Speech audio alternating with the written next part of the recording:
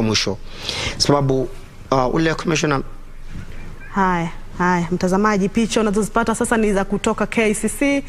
Kinara wa muungano wa Azimio la Umoja wa Kenya Raila Odinga unamuona hapo tayari kutoa hotuba yake. Tumsikize.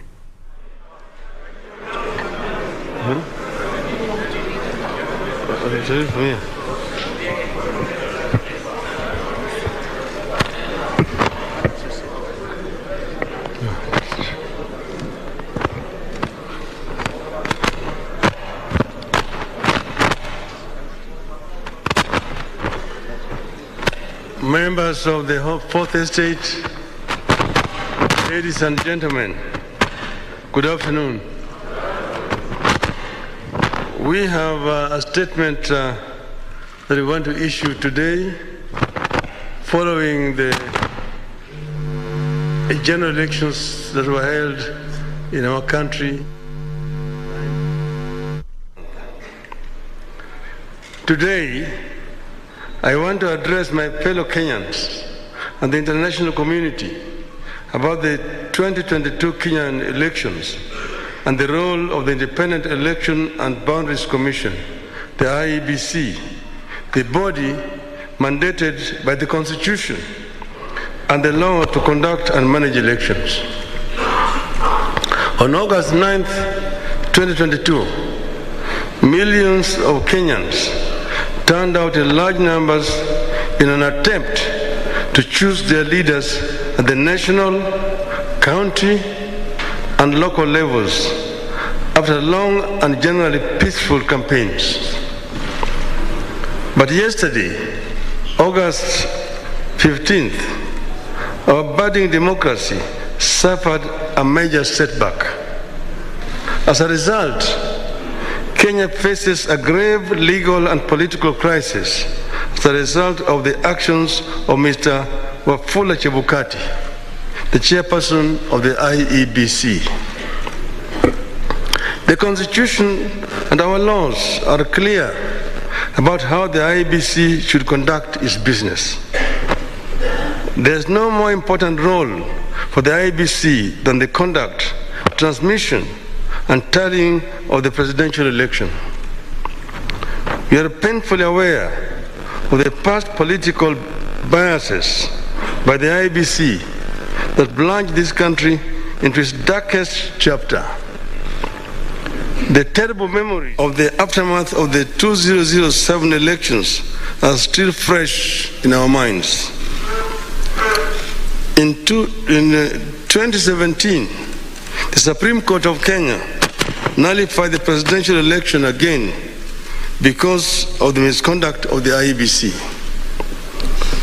What we saw yesterday was a travesty and a blatant disregard of the Constitution and the laws of Kenya by Mr. Chebukati and a minority of IEBC commissioners.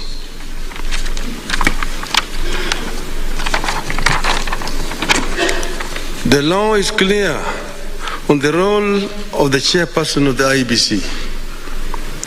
The law does not vest in the chairperson the powers of a dictator to rule the IEBC unilaterally. The IEBC is structured as a democratic institution in which decisions must be taken either by consensus or by a vote of the majority. The chairperson and a tiny minority of commissioners have no legal authority to take weighty decisions and proclaim them as the rulings of the IEBC.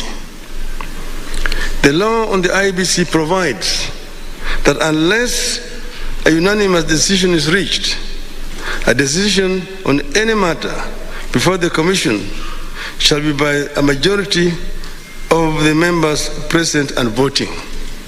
I want to repeat. Unless a unanimous decision is reached, a decision on any matter before the Commission shall be by a majority of the members present and voting. In addition, the Court of Appeal in the Maina Kiai case ruled, and I quote again, reiterate as we conclude that there is no doubt from the architecture of the laws we have considered that the people of Kenya did not intend to vest or concentrate such sweeping and boundless powers in one individual, that is the chairperson of the appellant. That is why I and Azimio la Umoja One Kenya and the nation at large were shocked yesterday to learn that Mr. Chebukati alone decided to pronounce himself on the supposed winner of the 2022 presidential elections. We understand that only Mr. Chebukati alone had access to the tally of the presidential vote. He denied all the commissioners access to that information until he suddenly appeared before the commissioners in the late afternoon to present them with a fait accompli.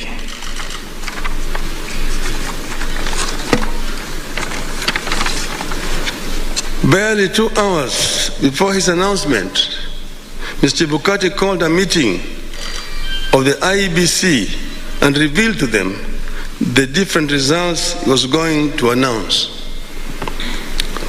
4 of the 7 protested Mr. Chebukati's actions. But Mr. Chebukati, whose mind appeared made up, did not entertain any discussion of the results, precipitating a walkout by a majority of the commissioners, who promptly denounced the results at a press conference. We know what happened next. A majority of the commissioners walked out and held a press conference where they denounced the results. Our view in Azimio is clear. The figures announced by Mr. Chebukati are null and void.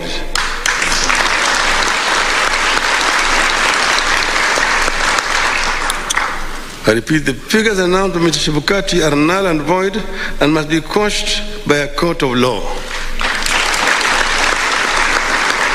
In our view, there is neither a legally and validly declared winner nor a president-elect. Mr. Chebukati's announcement purporting to announce a winner is a nullity. He acted with gross impunity and in total disregard of the Constitution and our laws. He could have plunged our country into chaos had our supporters not exercised great restraint. Such blatant acts of impunity can be a threat to the security of our country. It is not up to us to decide whether Mr. Chebukati has committed an offense. We leave that determination to the appropriate authorities. But for avoidance of doubt, I want to repeat that we totally and without reservations reject the presidential results announced yesterday by Mr. Chebukati. I want to commend our supporters for remaining calm and keeping the peace, and I urge them to continue to do so.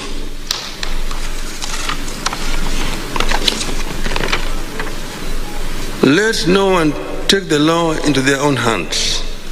We are pursuing constitutional and lawful channels and processes to invalidate Mr. Chebukati's illegal and unconstitutional pronouncement. We are certain that justice will prevail.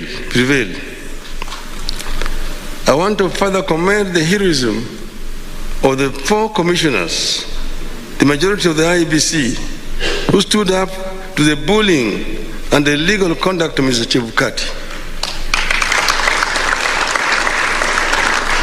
We are proud of them and ask them not to fear anything. Kenyans are with them. Today, I do not want to fully address our strategies going forward, but suffice it to note that we will be pursuing all constitutional and legal options available to us. We will do so because we regard the many flaws in the elections and the wrongs committed by the IEBC as fatal to the process and the outcome announced by Mr. Chebukati. We urge Kenyans and the friends and partners of Kenya abroad to stand tall and be counted as we seek to advance the ideals of democracy and an open society that we have always stood for. We will pursue justice for our supporters and for all Kenyans so that their choices are respected and honored. May God bless you and may God bless Kenya.